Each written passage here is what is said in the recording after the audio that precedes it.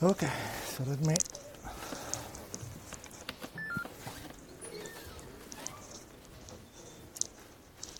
Okay, hi, my name is Gianluca, and this talk is called Everything is a Device. It's based on my current project, which is a personal project, and yeah, the subtitle gives you an idea to my style of developing this project.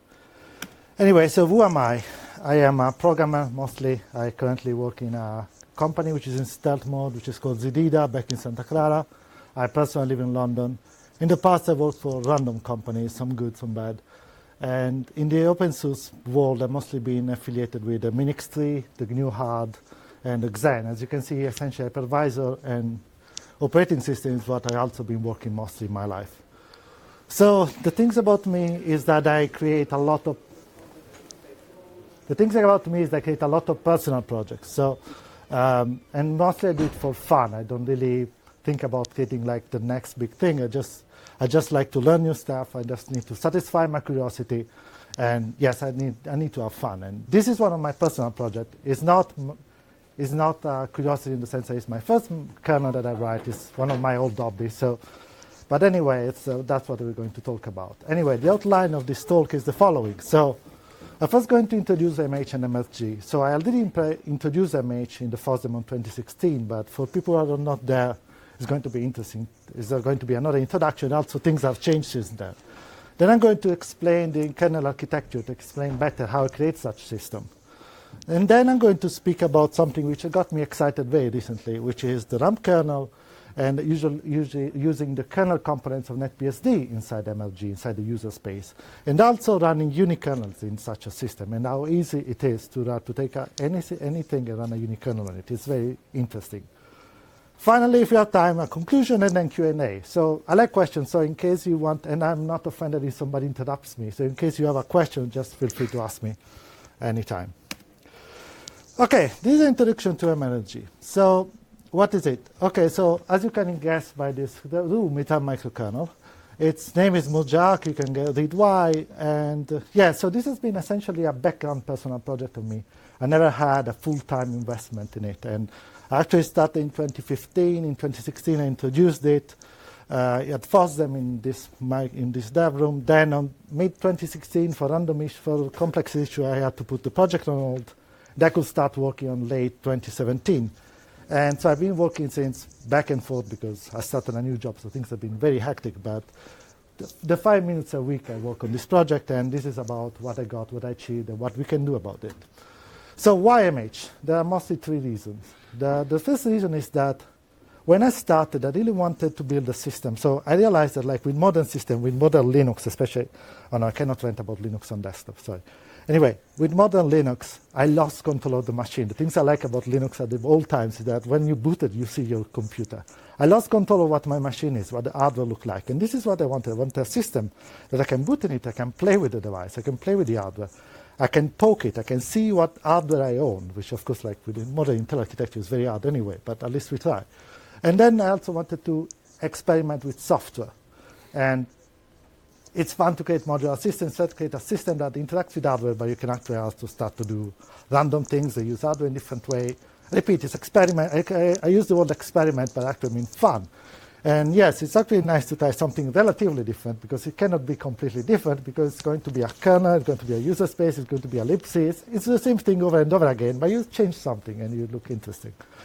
And yeah, it's quite fun, to be honest. One of the things which was unexpected when I started this project, it's really fun to see the expression of my friends, especially the one who understands about the operating system, when I tell them that I'm building a system where everything is a device. It's really fun, how the strange look of disappointment and questioning that they have. It's really fun. And so actually, this is the energy to which I'm continuing this project. So what is the MH architecture? The MH architecture is that everything is a device. So what does it mean? Well, it means that like the physical hardware that is present in the kernel is actually exposed in the user space as a device, but also all kernel services, for example, the timer or anything with the console and office, the thing that come on the top of my mind, that is also exposed to the user space as a device. And the process exposed, for example, like mapping a kernel is like talking to a memory controller.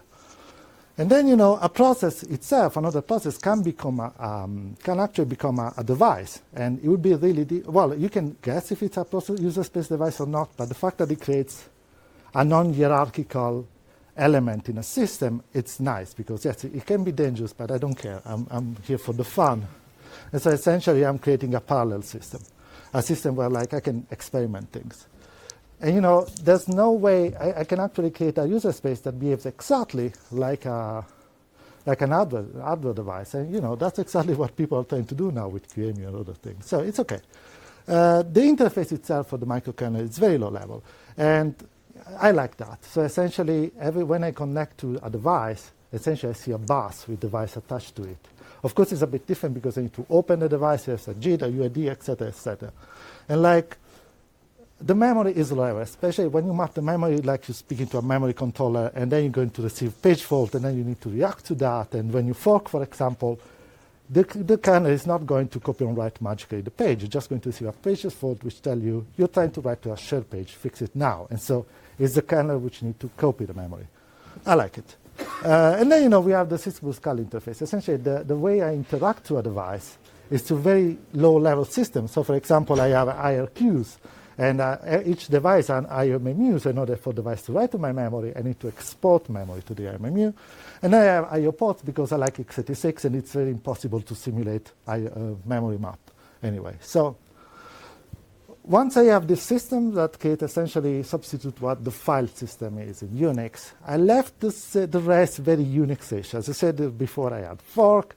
Also, I don't use something which is much more typical in microkernel, like capabilities and fine-grained resource control. I don't care about that. I want to have fun.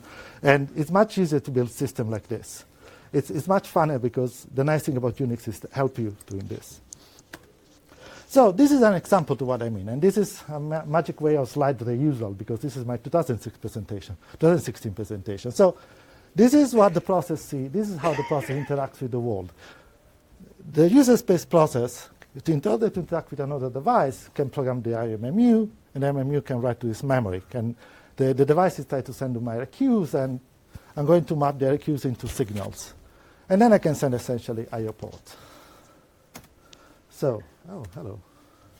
This is essentially what the kernel looks like. But honestly, like as I said, I have a very low-level system. So the question is another one. The question is, how do I use it in a sane way? Because I don't really want to handle page fault anyway. And that's why I essentially enters MRG. MRG is essentially like the runtime library, which essentially creates some interface and essentially some basic primitives. It was meant essentially initially just to handle the virtual memory, but then I started adding the fiber and event handling and memory management. And interestingly, I started to have the need to create device drivers for the device that I connect to. So essentially I start to have library device driver inside MRG. And this is essentially what it is. MRG is a set of basic library. I'm creating a system which runs in the same address space and some device driver that can run. And this device driver can be device driver for real hardware, like for fake hardware. And yeah, and then what else he has? He has bootstrap server and a console, which is quite interesting. But essentially, the bootstrap server is the first process that starts and that enumerates the devices. I will tell you in the next slide how it does that, because it's quite interesting. And yeah, this is what it is. So this is the slide about the kernel architecture. It's a single slide, but I think it's quite interesting. So the way it works is this. Like, as you can see, like the part about the scheduler, the CPU, the memory management, the PMAP, and the physical CPUs is relatively traditional. Repeat, I do some weird stuff on fork because I don't really have copy and write. I just protect the shared pages. But it's relatively traditional. What is interesting is the rest of the kernel, which takes even on code-wise, the majority of the thing, which is the device handling system. And the way it works is that you got the system bus. And what the system bus does essentially, like every call in which I interact with a device, go to the system bus. The system bus has essentially attached all the registers, all the devices attached to the system, like probably a file system essentially, but with VFS essentially. And what happens when I do that is that then inside the kernel there are three or four types of devices that can attach to it. And the one I want to start for is the platform device. So essentially, the platform device starts at the beginning, And as you can see, it talks directly with the hardware platform. The platform device is a device that exports I/O ports, I/O memory, and I/O memory and IRQs, but of the whole system. So essentially, if you own the platform device, you can essentially speak to the hardware, whatever the port is. And this is what Bootstrap does. What Bootstrap does at the beginning, opens platform. And then the current Bootstrap has actually ICP-ICA, and then actually it enumerates, it turns on in user space ICP-A, ICP-CA, ICP-ICA, and enumerate devices. And what it does then, it creates these hardware devices. Hardware devices are exactly like the platform device, except it restricts the access to only the resources of a single device. So for example, an example we'll see later, if we found the PCI entry 00020, which is the VGA usually, which is VGA compatible, what you get is you get a device for the VGA. What is cute, which I like, is actually I get the ACPI names for the devices, which give me a closer relationship with the guys who wrote the ACPI BIOS, which is nice. And anyway, so what I do essentially, I create all these devices, and it's nice because then I can actually assign devices to a single process more naturally than, for example, an hypervisor does.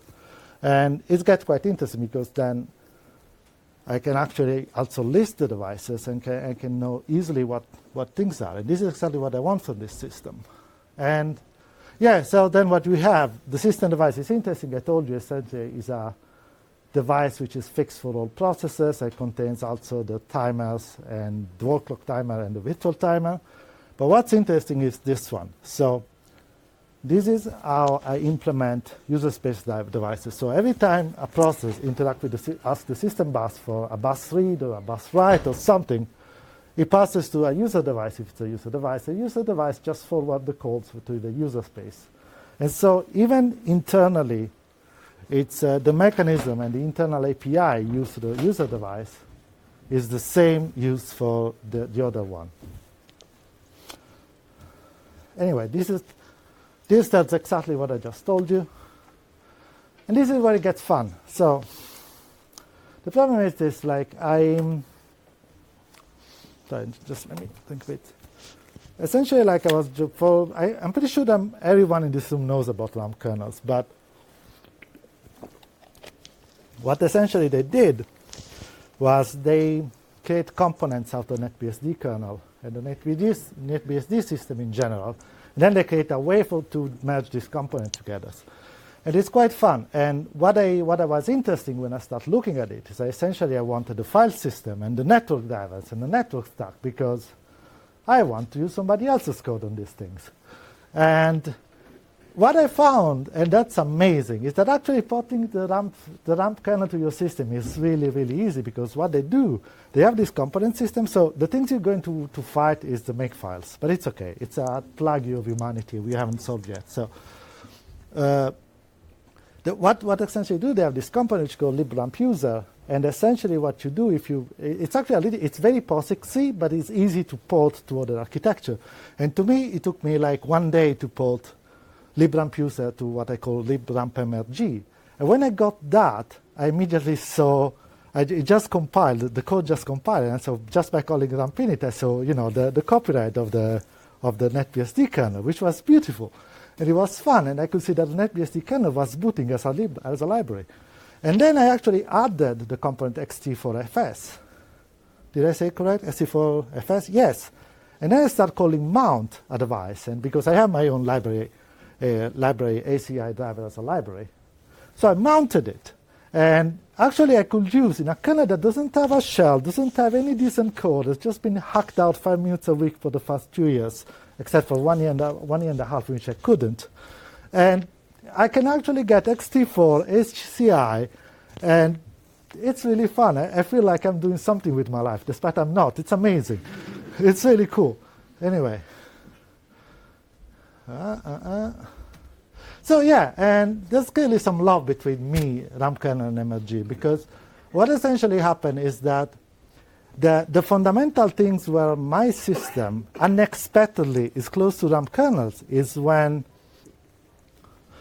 how can I say, like, what I need, since I have like another space and everything is a device driver around me, I need device driver. And since I'm a process, I need library device drivers. And that's what I was creating in MRG. Turns out that's exactly what the rump kernel gives me. And it's amazing because then I can actually do that. I can actually even use the PCI device. And that's more complicated because I need to put a component called libpci utils, but can be done. It's beautiful. And yes, and then, okay, this is like me rambling about makefiles, so don't look. But yes, I can have network drivers as well. And it's very interesting to me. And what I like is that one is very convenient for me, but also it fits very well with my architecture, which was unexpected when I started, so especially when I had the idea in the pub, and I was drunk, by the way. This is the second part, because this is actually a work in process, a product in progress, because it's I just got it running 2 days ago. So, and it was, again, very easy, unexpectedly easy. So, what is it? This is not the rump kernel, this is rumprun. So rumprun are unikernels, and what essentially rumprun is a complete build of the, sorry, what did I say? Yeah, of a complete build of the rump kernel, and it has also tools to create like images based on that. When I saw rumprun, I said, oh, that's easy, I can just use librump.mrg, but it turns out not, because in order to run, it needs its own implementation of librump users. So what librumprun does is actually creates an interface called BMK, and that's what you need to implement. It's actually much more low level. It's much more close to the real hardware. Like it looks more like the paravirtualized interface for security. It's quite strange. But anyway, that's what it does. And then actually the nice thing is that there's this repository called rumprun packages that already had a lot of ready-made unikernels. Like I have big things like MySQL, Apache 2, Nginx, and MPG123. We'll see that. So this is fun because then I say, okay, it must be hard to port. And what was really, really hard this time is the fact that like the toolchain that I use in MH was incompatible somehow with the expectation of the linker of the makefile script, and I wasted one night on that. But it's okay. So what was interesting then, I actually said, okay, let's port rumprun MRG. After fighting with makefiles a lot, actually creating the BMK interface was really, really, really easy. And again, it took me 2 days, of which, and then a couple of sleepless nights for the makefile, but it was actually really easy. And what I did when I created rumprun bake, and I decided to take MPG123, which is a M-file file. It just gave me a binary, which is an ELF binary for my MH. So okay, let's boot that. So I put that instead of the bootstrap, and I booted into MPG123. So I don't have no shell or anything, but I do have an MP3 player. And with this, I actually conclude what I wanted to say, because as you can see, like the goal of the system being fun has clearly been met, and it's really fun, and I still don't know how much weird stuff I can do with it, and I like it. Yeah, so essentially, like the things that really struck me and I'm really excited about is that in a system like this, I can actually make MH essentially a unikernel runner, and that's to me really interesting because it will make my project cool, because unikernels are cool. And okay, of course, there's a lot of things to do. And all the code is online. It's all BSD licensed. I'm very tempted by GPL3, by the way, but for now I'll keep it BSD. And it's a bit scattered because it's my project, and I am a bit scattered as a person in general. So the code is there. Please use it. Please have a look at it if you're interested. Please port rump kernels to your microkernel now. And yes, the code is there. So if you have any problem with finding the code or anything, just ask me. And any questions? This is where you find more information about it.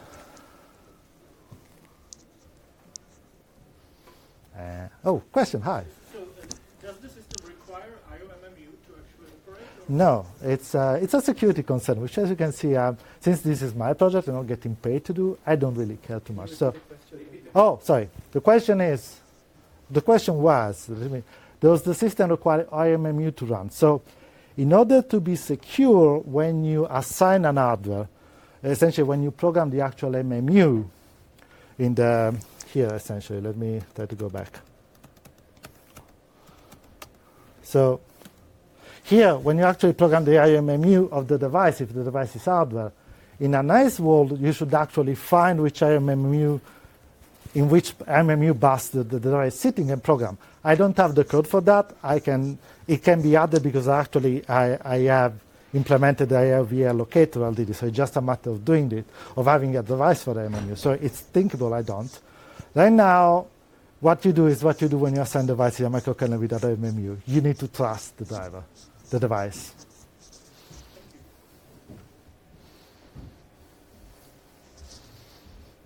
So I have a question. Go. So you mentioned networking device drivers Yeah. taken from the rump. Do you already use something like that? Do you use, and if so, did you have any problems with removing the device driver from the rest of the USB networking stack?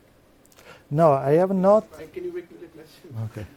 Okay, that was a thing. That is to check if I actually listened to the questions. Okay.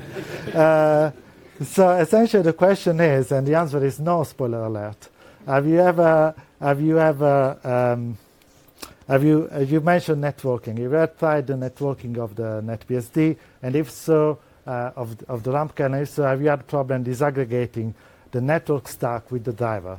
So no, I haven't, mostly because I need to implement libpci util, and I wanted to do it in a cleaner way, because otherwise I cannot access the PCI drivers. And two, honestly, I don't plan into writing my own stack, so hopefully it's not going to be a problem. But no, I never had. But I think that it would be nice if there was an interest in rump kernel in people that are using it for microkernels to actually try to do that. That would be interesting. But no, this rump kernel stuff is 1 week old, and I'm very excited and jumping up and down essentially. So.